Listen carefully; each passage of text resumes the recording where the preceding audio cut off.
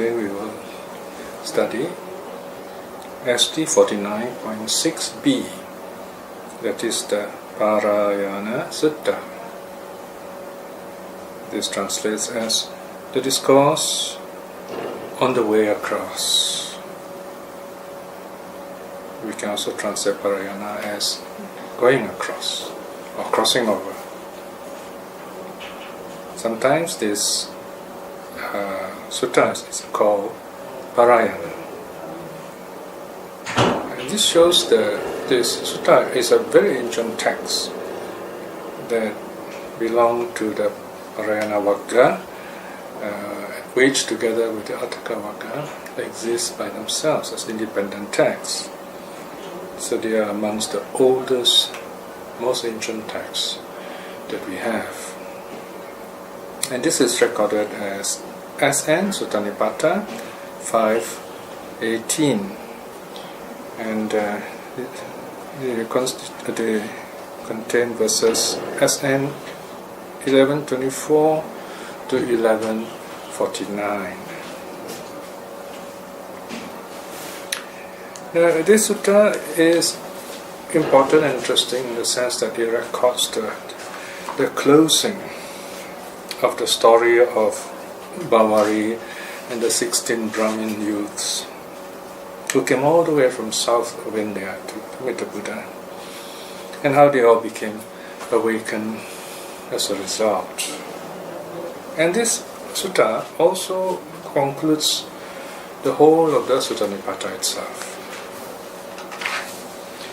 This discourse on the going across is a very delightful piece of work, showing how Pingiya reports back to his uncle and teacher Bavari about how the 16 youths, including Pingiya himself, met the Buddha, and they come back, and then something interesting happens to conclude, to give the actual final conclusion to the whole story.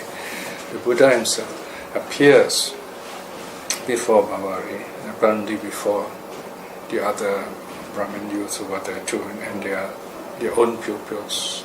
So in other words, there's quite a big group of people present back in South India. So let us go straight into the sutta. It is quite long. The discourse on the way across. SN 1124 to 1149.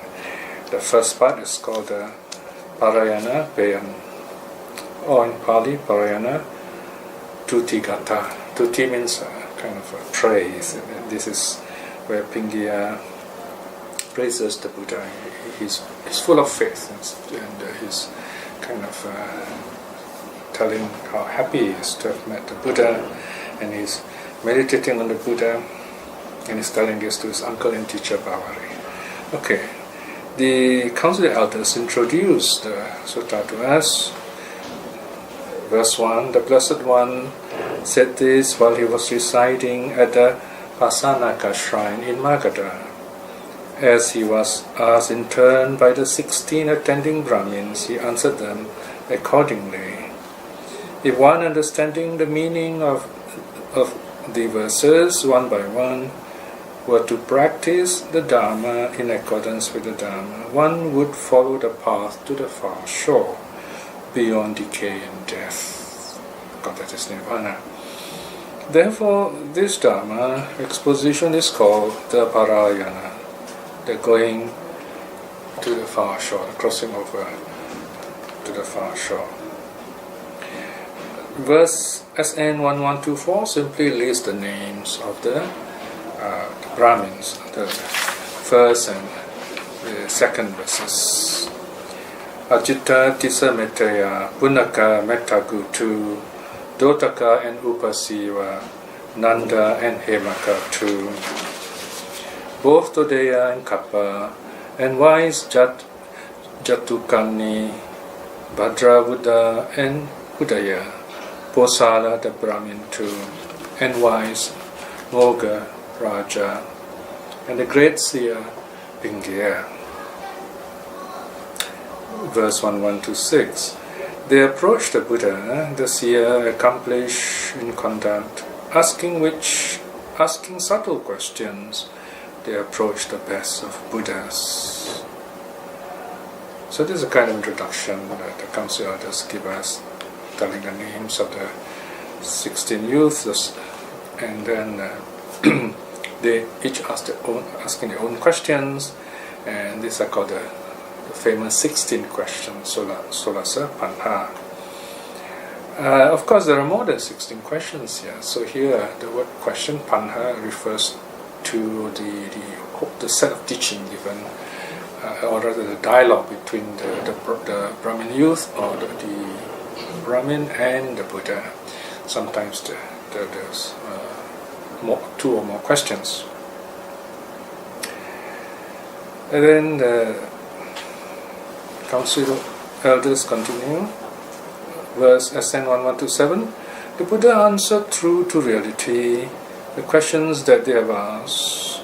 In answering their questions, the sage gladdened the Brahmins. 1128. They gladdened by the one with the eye, the Buddha, kinsman of the sun, lived a holy life in the presence of the one with noble wisdom. Okay, this is very important, this paragraph, SN 1128. It shows that they not only listen to the Buddha, they also practice. So this is not mentioned, but here we have the hint of it in this SN 1128, that after listening to the verses, they practiced. So in other words, they do not just listen, they also practice. 1129. If one were to practice in accordance with the truth of each and every one of the questions as answered by the Buddha, one would go from here to the far shore. The far shore, of course, is Nirvana. Cultivating the supreme way, the stateful path, he would go from the near shore to the far shore. The near shore is samsara, this far shore is Nirvana.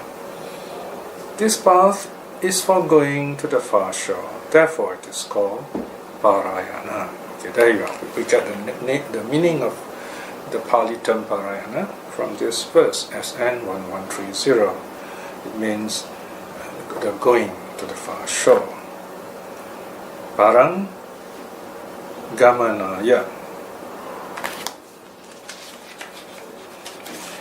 So there ends the praise to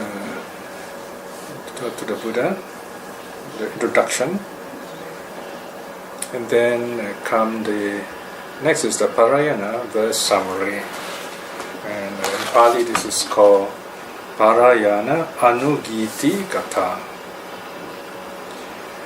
Okay, here we have Pinkiya is the one who is telling us his meeting, or telling Bhavarian, the teacher and uncle, of his meeting with the Buddha. Apparently, if we look at this whole section, he's kind of giving a summary, a report of what happened when he and the other 15 Brahmins went to meet the Buddha and asked them various questions. He famously starts by saying, Parayanang anugayisang yata dakhi tathakasi vimalo bhuri medaso nikamo nibbano nago kisahetu musa ane. I will recite the Parayana, said the Venerable Pinkiya. This said the Venerable Pinkiya is added by the council elders for our convenience, that we know who is talking here. Then the Pinkiya continues, as he has seen, so he teaches it. The Immaculate One of broad wisdom, lust-free, cool Naga means noble saint, why would he speak falsely? Okay, let's look at this verse again. The verse starts, I will recite the Parayana. So the actual Parayana, the Parayana proper starts immediately after this. I will recite the Parayana and then it comes. Okay, of course we will have to consider this line saying that it was spoken by Pingia. So in other words, the Parayana Varga starts with SN 1131C, the third line of SN 1131, and then it ends at 1137. This is the actual Parayana. In other words, this is the teaching given by the Buddha to the 16 youths. However, whenever we speak of the title Parayana Sutta or Parayana generally, it refers to the whole collection. So there are two senses of the word here. You have the name of the whole collection, the whole account, and you have the actual teaching that is recited by Pingia for the benefit of Bawari. Come now, I will show the glory of the one who has abandoned delusion stain, who has given up pride and hypocrisy, singing him words of praises. The Buddha, dispeller of darkness, all-seeing eye, reached the world's end, cross over all birth, influx free, abandon all suffering, whose name is truth. He is honored by me, Brahmins. So he's addressing all those present. So he says the Buddha is an Arahat, influx free. In other words, the Buddha is one who has overcome all the influxes of sensual desire, of existence and of ignorance, and also of views. Then he continues, SN 1134, just as a bird abandoning a small, poor wood to live in a grove rich with fruits. In other words, just as a bird living a forest with very few trees or trees with very little fruit for a more lavish and fertile forest, so too he has left behind those of narrow vision, has arrived like a swan at a great lake of vision. So your poetry of a little bird that's living a place where there's little food to a place there which is richer. Is something like here, maybe you can imagine this to be renunciation, leaving the palace for the holy life, and then like a swan, it lands on this great lake. So the next time you see the opera like Swan Lake, just imagine it connected with the Buddha, like a beautiful swan landing on the lake, which is Nirvana. Next verse, SN 1135. In the past, those outside Gautama's teaching had explained to me thus, so it was, so it will be. That is all hearsay. All that increased my speculations. So here he's recollecting that he's learned all the teaching from the past which were not helpful at all, which only increased more doubts in him. SN 1136. The one who has dispelled darkness, the torch, the light maker, Gautama of wisdom vast, Gautama of insight vast, is one who showed me the Dharma, visible here and now beyond time, the destruction of craving, the end of distress. Nothing whatsoever compares to it.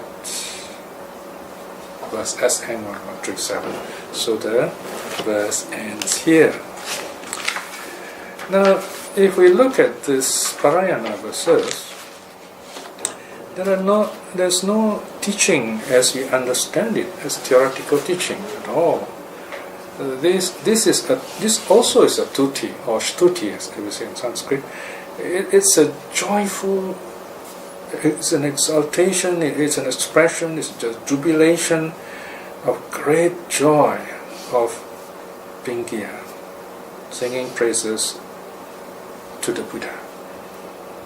So this is where, in other words, you have to be there to see this person, to feel his joy, and then you feel calm and peace inside you yourself.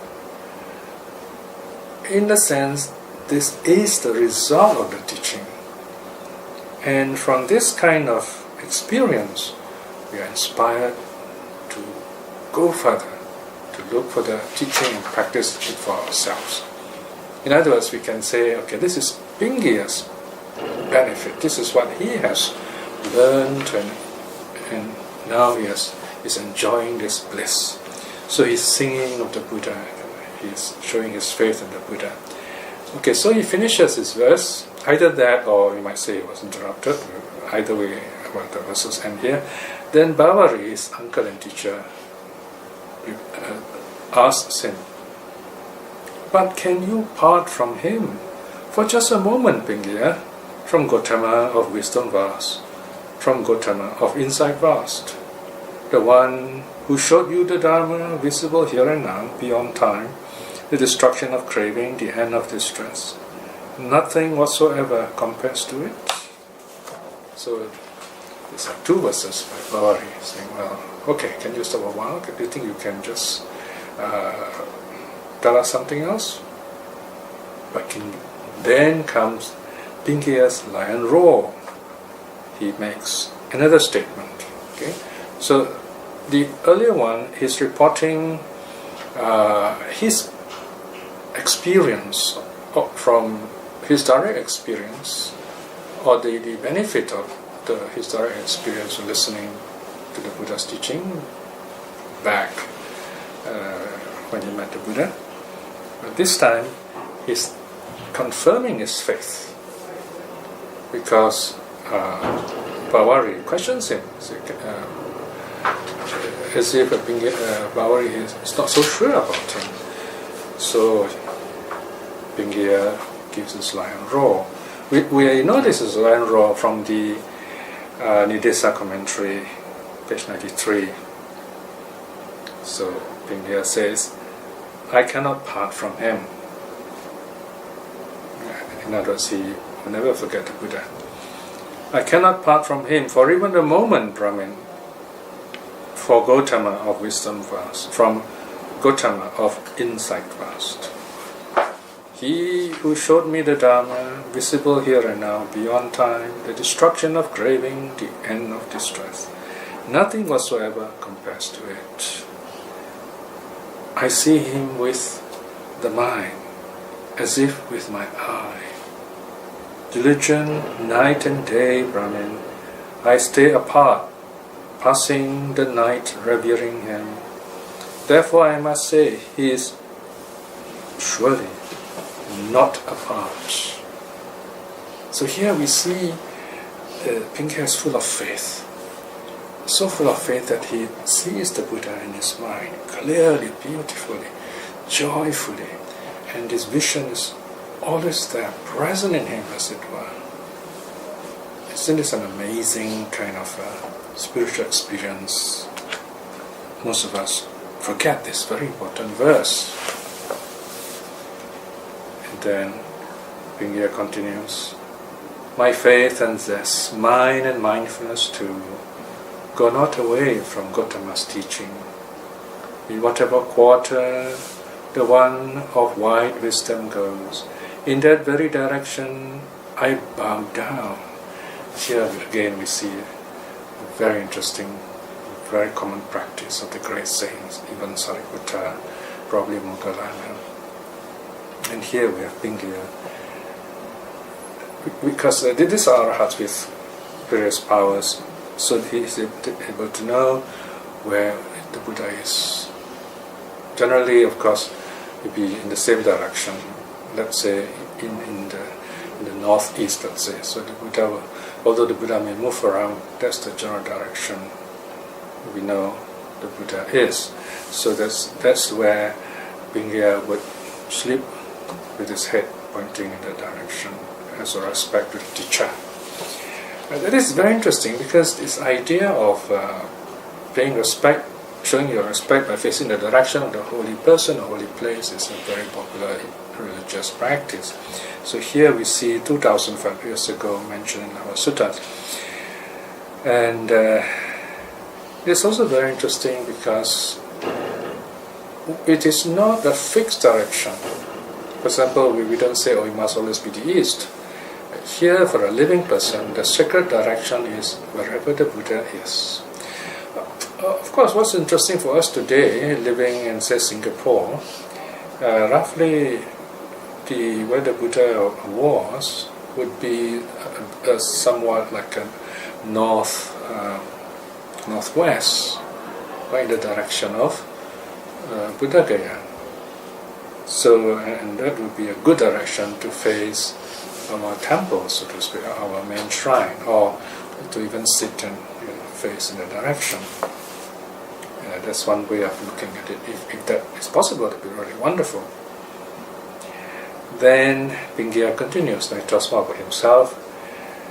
Aged am I, of feeble strength, as such my body goes not there, but by the vehicle or journey of thought I get there. For Brahmin, my mind is fixed on him. And so he's talking about his Buddha Nusati, his reflection on the Buddha. He sees the image of the Buddha in his mind. So here we have a very good idea of how Buddha Nusati is done. SN 1145. Lying and floundering in the Maya, I floated from island to island. Then I saw the self-awakened one, the flood crosser, influx free.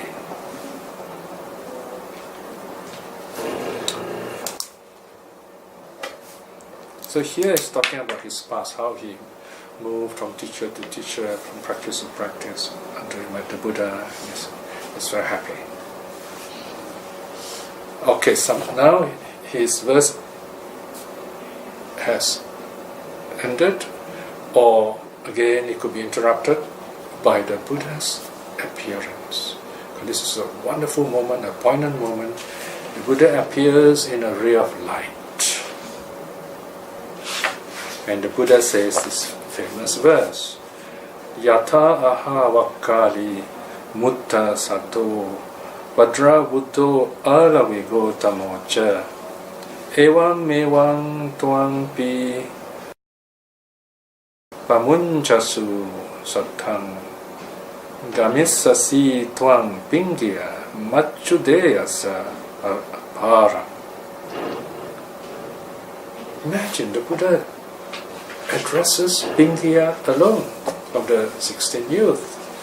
So this shows Pingya as a sort of leader, especially by age. He's not the first of the 16 youth, but in fact he's the last, but he's also the oldest. He's said to be, I think, 120 years old.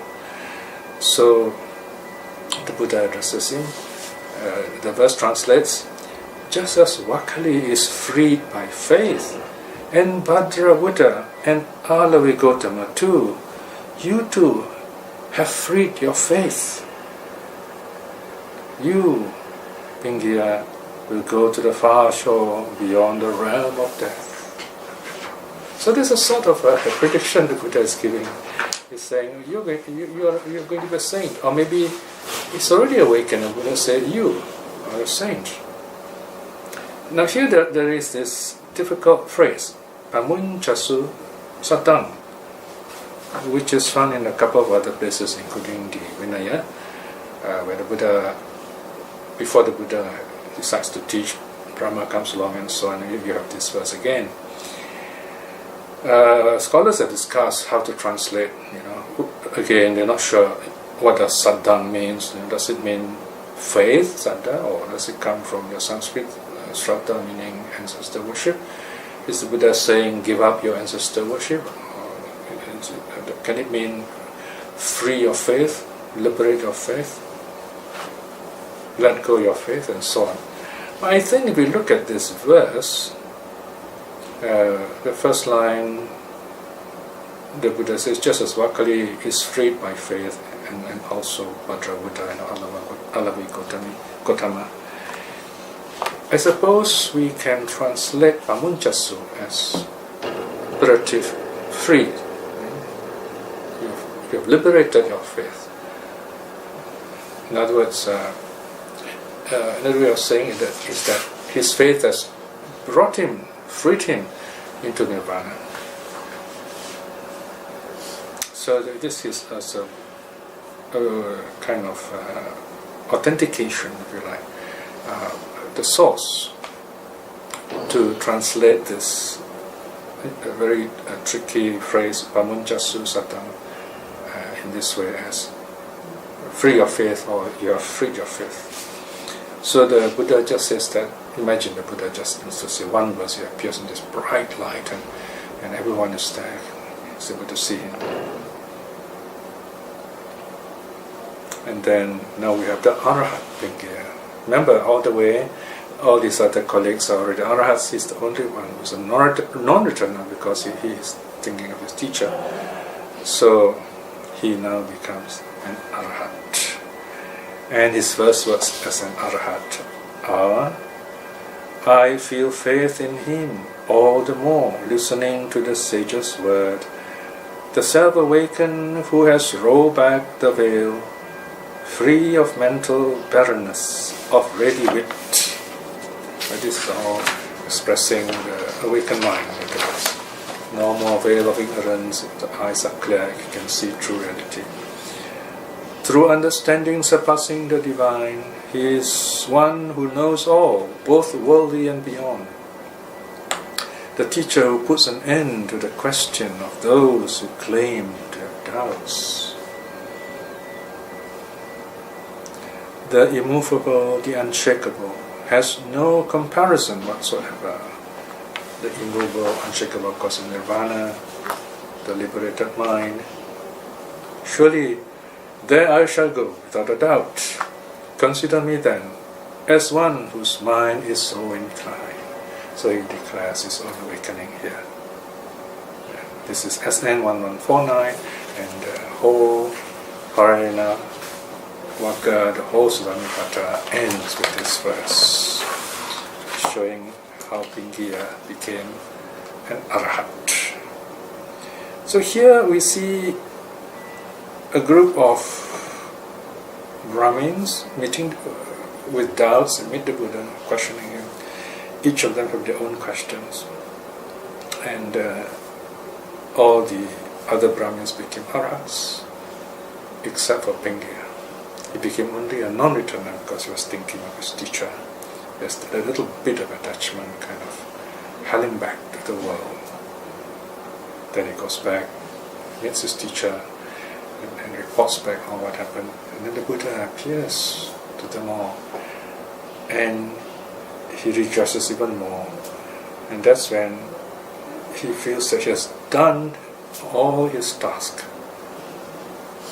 In other words, the teacher also, his teacher meets the Buddha, he has the teaching, and everyone is happy. And finally, he becomes an Arahat.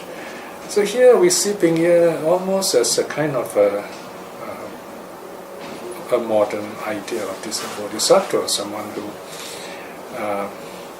who doesn't postpone his awakening, who is not able to become an Arahat because he was thinking of his teacher. So we must not mistake this situation by glorifying it. The teaching is that if you want to be awakened, you have to clear your mind of all thoughts. It's not that you don't care about anyone. It's just that you have. It's just like you're in this aeroplane, and the steward or the host will say, "Here is there is a safety jacket, under your chair, and you should put it on first before you put it on the child. And if the gas mask, oxygen mask comes down, you use it first, and then you put it for your child." This makes sense because here the idea is you should be able to be mindful and lucid yourself in order to help others. So here, in the case of Pingiya, he's not able to help his teacher because he's not an arhat, so he has to become an arhat first. In other words, he must free himself first. And Bhavali will free himself in due course. So this is the teaching of the historical Buddha, which we are encouraged to remember. Let's close this study with a short reflection. Whenever we study the suttas, we must always ask ourselves, how can I feel truly happy to study this sutta? To truly be happy, to really enjoy studying sutta, is to feel it. In other words, we need to suspend all our thoughts for a while, all thinking for a while, just feel. It's just like you're eating something, you just eat it without expecting anything, and then feel the taste, or just taste it. And from there, we experience this deep and wonderful teaching. At first it may be not so clear, and then over the years becomes clearer to us as our understanding matures. Then the joy deepens. And then we share this joy with others. Reflecting in this way, this wonderful good karma, by the power of such karma, may we be empowered with wisdom and courage to aspire to string winning in this life itself. And by the same token, by the blessings of the three jewels, let us send out our loving kindness to ourselves and to our loved ones, to those who have been kind to us, that they may be well and happy too. And those who are practicing the Dhamma, seeking the truth, seeking the Dhamma, may they too find their liberation in this life itself. And so to those who have difficulties and doubts, may their minds be free and clear in the true Dhamma, in this life itself too. May all beings be well and happy. Sadhu, sadhu, sadhu.